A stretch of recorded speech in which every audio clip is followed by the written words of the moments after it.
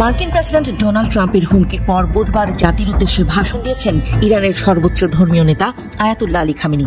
Khamenei বলেছেন, আল্লাহর নামে শুরু করলাম, যিনি পরম করুণাময়, অতি দয়ালু। আমি বীর ইরানি জাতিকে সালাম জানাই। আমি প্রথমেই ইরানের মানুষের প্রশংসা করতে চাই।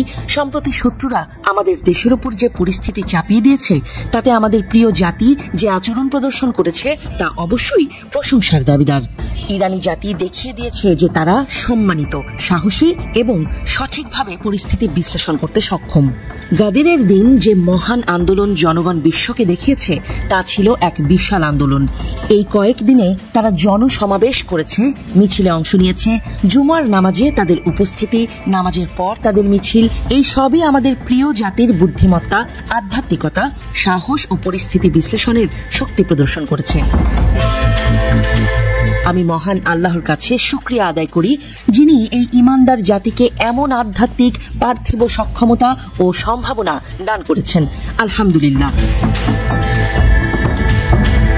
এখানে আমি একটি সুন্দর অর্থবহ ইঙ্গিতের প্রতি দৃষ্টি আকর্ষণ করতে চাই, আর তা হল শত্রুর হামলার প্রতিক্রিয়ায় এক নারী টেলিভিশন উপস্থাপিকার মনোমুগ্ধকর আচরণ।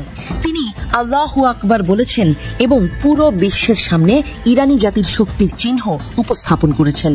এটি একটি ঐতিহাসিক ঘটনা ছিল, এটি ছিল অত্যন্ত মূল্যবান। দ্বিতীয় বিষয়টি হল, এই কাজ অর্থাৎ ইহুদি রাষ্ট্রের নির্বোধ দূষিত হামলা আমাদের দেশের উপর এমন এক সময়ে সংঘটিত হয়েছে যখন আমাদের সরকারি কর্মকর্তারা যুক্তরাষ্ট্রের সাথে পরোক্ষভাবে ও মধ্যস্থতাকারীদের মাধ্যমে আলোচনা চালিয়ে যাচ্ছিলেন। ইরানের পক্ষ থেকে এমন কোনো ইঙ্গিত ছিল না যা সামরিক পদক্ষেপ বা হঠাৎ কঠোর প্রতিক্রিয়া প্রকাশের ইঙ্গিত বহন করে। অবশ্য শুরু থেকেই সন্দেহ ছিল এই মন্দ কাজের পেছনে যুক্তরাষ্ট্র জড়িত, তবে তাদের সাম্প্রতিক বক্তব্যের আলোকে এই সন্দেহ দিনে দিনে আরো প্রবল হচ্ছে। ইরানি জাতি সবসময় যেমন করে এসেছে, তেমনি যে কোনো আরোপিত যুদ্ধের বিরুদ্ধে দৃঢ়ভাবে দাঁড়াবে। ইরানি জাতি কখনোই কারো চাপের মুখে মাথা নত করে না। আমি বুদ্ধিজীবী, বক্তা ও লেখকদের, বিশেষত যারা বৈশ্বিক জনমতকে প্রভাবিত করেন, তাদের আহ্বান জানাই, তারা যেন এসব বিষয়ে তাদের শ্রোতা ও পাঠকদের সামনে ব্যাখ্যা করেন, স্পষ্ট করেন। তারা যেন শত্রুকে প্রতারণামূলক প্রচারণার মাধ্যমে সত্যকে বিকৃত করতে না দেন। জায়নিস্ট শত্রু একটি গুরুতর ভুল করেছে এবং একটি গুরুতর অপরাধ করেছে, তাকে অবশ্যই শাস্তি পেতে হবে এবং সে ইতোমধ্যেই শাস্তি পাচ্ছে। ইরানি জাতি ও আমাদের সশস্ত্র বাহিনী যে শাস্তি প্রদান করেছে, দিচ্ছে এবং ভবিষ্যতের জন্য যে শাস্তির পরিকল্পনা করেছে, তা কঠোর শাস্তি, যা ইতোমধ্যে শত্রুদের মধ্যে দুর্বলতা সৃষ্টি করেছে। এর প্রমাণ হচ্ছে তাদের মার্কিন বন্ধুরা এখন প্রকাশ্যে মঞ্চে এসে বিভিন্ন কথা বলছে। এটা এই শত্রু রাষ্ট্রের দুর্বলতা ও অক্ষমতার স্পষ্ট লক্ষণ। সবশেষে যুক্তরাষ্ট্রের প্রেসিডেন্ট সম্প্রতি হুমকির আশ্রয় নিয়েছেন। তিনি আমাদের হুমকি দিচ্ছেন, শুধু হুমকি নয়, বরং তিনি এমন অযৌক্তিক ও অগ্রহণযোগ্য ভাষা ব্যবহার করছেন যাতে প্রকাশ পাচ্ছে যে তিনি চান ইরানি জাতি তার কাছে আত্মসমর্পণ করুক। এমন কথা শুনে সত্যিই বিস্মিত হতে হয়। প্রথমত, তারা তাদের হুমকি তাদের উদ্দেশ্য করুক যারা হুমকিতে ভয় পায়। ইরানি জাতি এমন হুমকিতে ভয় পায় না।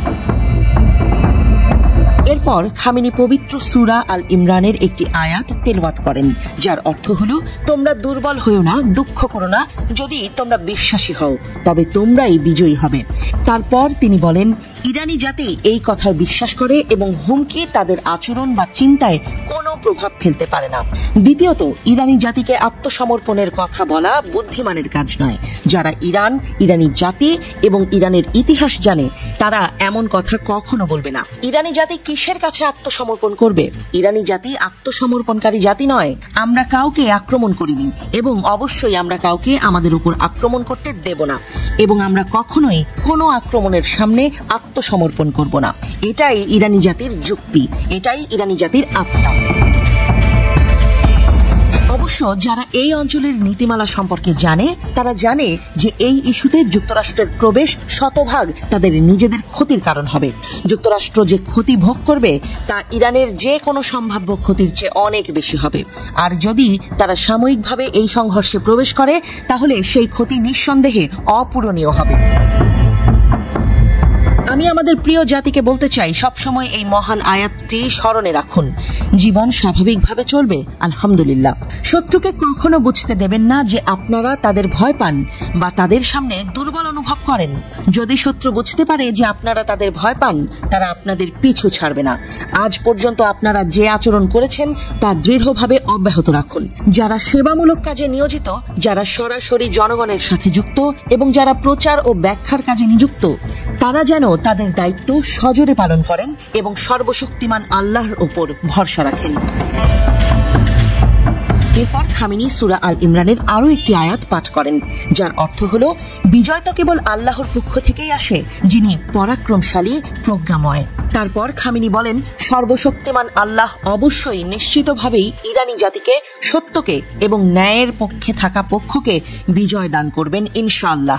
আল্লাহর শান্তি, রহমত ও বরকত আপনাদের উপর বর্ষিত হোক।